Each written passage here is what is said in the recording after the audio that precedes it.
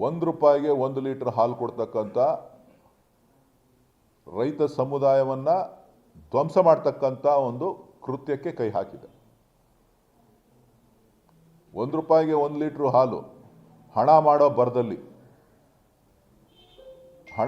ಬರದಲ್ಲಿ ರೈತರ ಕುಲಕ್ಕೆ ಬೆಂಕಿ ಇಡುವಂಥ ಕೆಲಸವನ್ನು ಮಾಡ್ತಾ ಇದ್ದಾರೆ.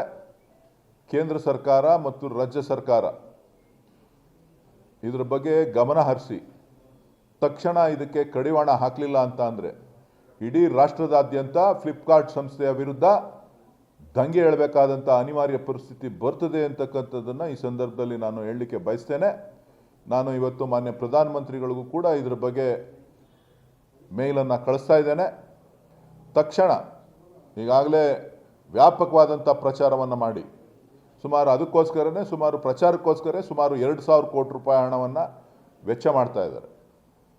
ಇಡೀ ದೇಶದಾದ್ಯಂತ ಆನ್ಲೈನ್ ಪ್ಲ್ಯಾಟ್ಫಾರ್ಮ್ನಲ್ಲಿ ಕೇವಲ ₹1 ಹಾಲು ಕೊಡ್ತಕ್ಕಂಥದ್ದು